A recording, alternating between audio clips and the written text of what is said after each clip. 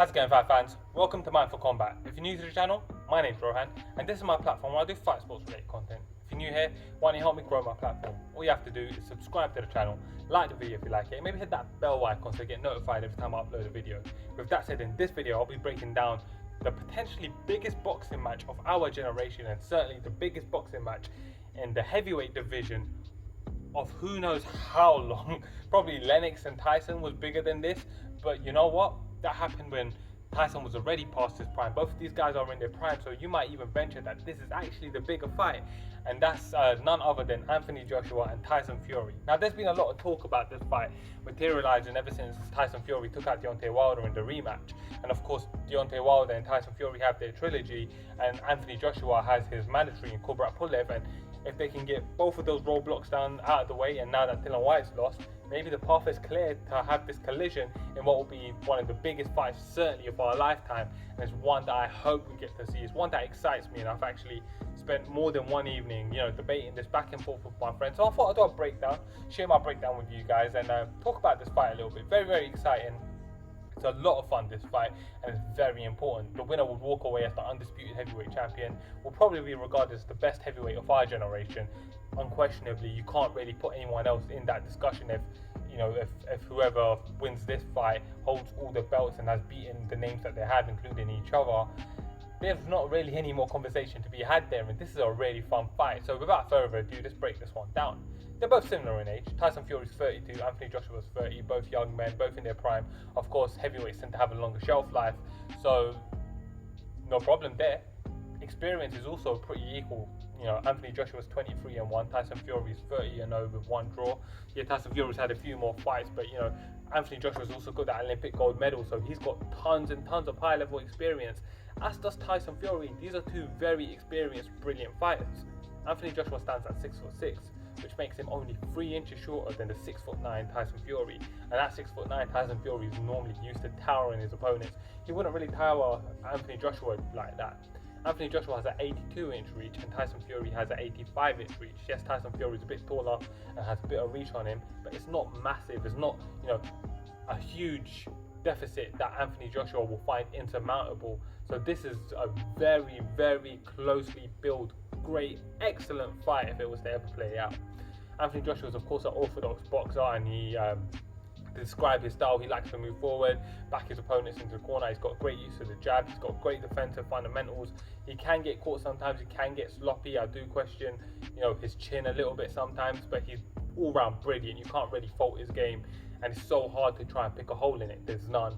Tyson Fury, of course, he is an orthodox, but he can box southpaw. He's what I would call a switch boxer, and he relies on his movement, head movement, and he's got great footwork, and he likes to move around. That's how he likes to fight, and it's quite beautiful watching a man who's 6'9" move the way that Tyson Fury does. You just don't see it, but then that's what makes him so spectacular, and that's what makes this fight stand out so much. Let's talk about some of the key wins. Now, Anthony Joshua has an incredible resume already, a resume that includes the likes of Dillian Whyte, Charles Martin, a former world champion. He's beaten Vladimir Klitschko in that legendary fight. You guys, if you ain't seen that fight, you're obviously not boxing fans, but check it out if you haven't. He's of course beaten Alexander Povetkin, who just knocked out Dillian Whyte, who's a former world champion as well. He's taken out the likes of Andy Ruiz to revenge that horrible loss that he had, and that showed real great bounce back ability and true durability as a fighter to win that fight after what happened the first time around. And of course, he took Joseph Parker's undefeated record and WBO world title from him in another night in Wembley Arena, which was a massive night. Tyson Fury has a pretty amazing resume himself. He's beaten Derek Chisora not once but twice. That's a great win. He's beaten European champion, multiple-time European champion Christian Hammer in a very, very decisive win. That was a very good win. He of course was the man who legendarily stopped Klitschko's legendary run, and he took all his belts from him right before his, of course, unfortunate mental breakdown. And since then, Tyson Fury has come back to beat Deontay Wilder, the undefeated bronze bomber, brutal knockout artist. Well, he stopped Deontay Wilder. What resumes these both have is just, incredible. What's Anthony Joshua's issues? Well, I found him to be a bit chinny whenever I've seen him get hit. We saw Dillian Whyte rock him. Dillian Whyte's of course a big hitter. We've seen Andy Ruiz stop him. We've seen Vladimir Klitschko drop him. These are guys that are all big hitters though, and Tyson Fury is not historically known as a big hitter, but he showed us in his last fight that he can hit. He's also a bit immobile in my opinion, Anthony Joshua. Now, he kind of prove me wrong in his last fight, but I would say against Tyson Fury, he would certainly be the less mobile fighter. How would that impact him? Tyson Fury, now when it comes to his issues, he can be caught. We've seen Tyson Fury get caught by Deontay Wilder. And yes, Deontay Wilder is probably a monstrous hit. I'm probably a bigger hit than Anthony Joshua, but where Anthony Joshua is not as hard at hitting as Deontay Wilder, he makes up for it in technical proficiency that Deontay Wilder lacks. If Anthony Joshua lands the way Deontay Wilder landed, the fight's not necessarily going to go the way it did when Deontay Wilder couldn't finish the fight. Maybe Anthony Joshua can. That's very, very exciting to me. And of course, if there's any other issues, I still question what impact the years of abuse that Tyson Fury did on his body will have on him. Will it ever catch up with him? Will we see him have a stark decline at some point, maybe 2-3 years from now? I don't know. It's something that we should question. The X factor for Anthony Joshua is going to be his power, of course, and then the X factor for Tyson Fury is going to be his movement. I haven't said nothing that none of you guys don't know yet. Let's get into the breakdown. So this is a very, very interesting fight, and it comes down to two things. Can Anthony Joshua impose his boxing, i.e. his jab, his pace, and make the fight a fight that he wants? And offensively, is he sound enough to be able to avoid Tyson Fury's attacks and be able to land on Tyson Fury? Or can Tyson Fury impose his game where he makes Anthony Joshua miss so many times, Anthony Joshua starts to doubt himself, and then he starts to have trouble in the later rounds? In my opinion, as this fight will play out, we will see Tyson Fury on his toes early. He'll use that to set his distance, keep his pace. Anthony Joshua, in my opinion, will struggle to hit him early, and I think Tyson Fury will have a lot of success with his jab.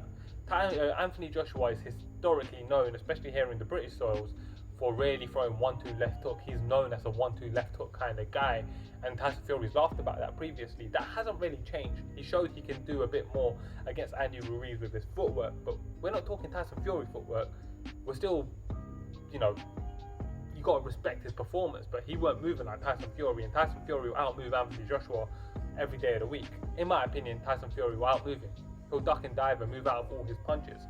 I don't think that Anthony Joshua is unpredictable enough to cause Tyson Fury problems in the long run, and I think Tyson Fury will outbox him, jab him, beat him to the body, and land some big shots. In my opinion, we will see Tyson Fury start to outbox Anthony Joshua early, and as the fight wears on, we're going to see Anthony Joshua start to question himself. The more he questions himself, the more risks he will take, and the more risks he takes, the more Tyson Fury will start to capitalize on those risks.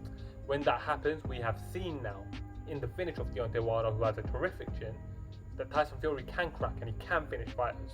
Anthony Joshua can crack.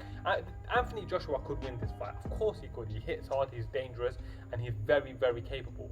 But I don't see it happening. I see Tyson Fury outboxing Anthony Joshua, outmaneuvering Anthony Joshua, and cementing his place as the greatest heavyweight of our generation if this fight was to ever play out.